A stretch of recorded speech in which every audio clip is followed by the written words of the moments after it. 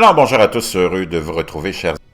En ce début de semaine, 8 mars 2021, 7h15, heure du Québec, j'espère que vous allez bien. On approche la fameuse date fatidique, tant attendue du 21 mars, le début du printemps, la saison agréable, la saison chaude, qui va amener un baume sur notre plaie universelle de cette pandémie qui n'en finit plus de finir et qui amène beaucoup de misère avec elle.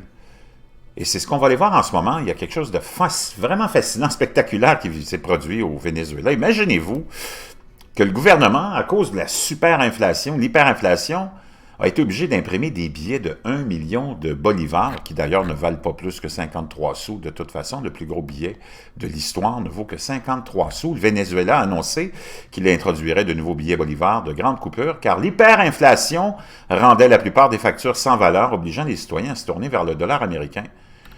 Après que l'économie du Venezuela, alors que l'économie, du Venezuela s'est contractée pour une 7e année consécutive en 2020, le gouvernement a fermé les yeux sur un nombre croissant de transactions en dollars déclenchées par des pannes de courant continues qui ont empêché les achats par carte de crédit et de débit.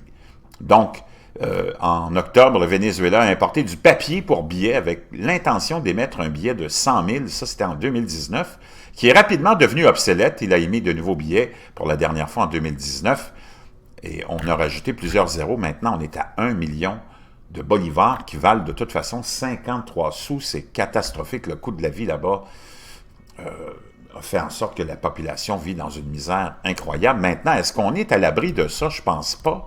Mais pas peut-être à ce niveau-là, mais imaginez-vous qu'aux États-Unis, on est rendu à 28 billions de dollars avec la dette.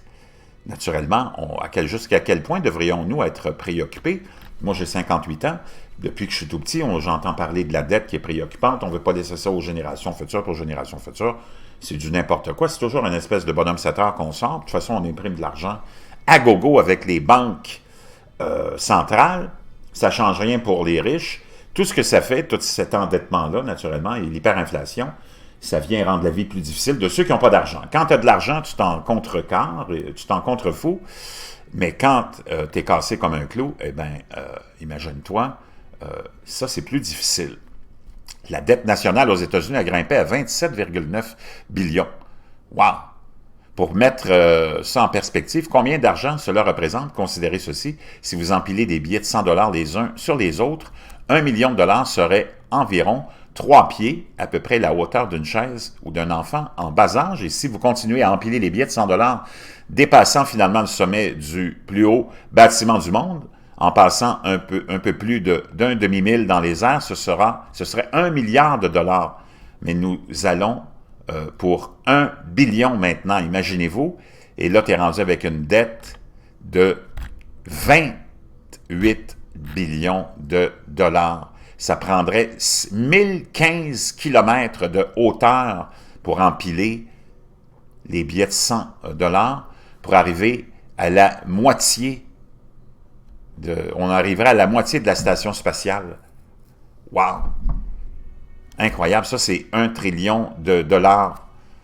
Ici, on est à 1 trillion de dollars. Et là, la dette américaine, c'est 28 trillions. Pour nous autres, c'est des billions. Imagine-toi, ça n'a presque pas de sens, c'est de la folie. Quant à la France, elle, nos cousins français, leur dette frôle les 2700 milliards d'euros au 3e trimestre de 2020. On est rendu à une dette qui continue d'enfler pour atteindre 116 % du produit intérieur brut. C'est là où les problèmes surgissent. Donc, attendez-vous à une super inflation. Nous autres aussi, on va vivre ça. D'ailleurs, aux États-Unis, on attend un niveau d'inflation le plus élevé depuis plus d'une décennie. Donc, préparez-vous aux temps difficiles économiquement. Pensez au Venezuela qui est obligé d'imprimer des billets de 1 million de bolivars. Hallucinant, mais vrai.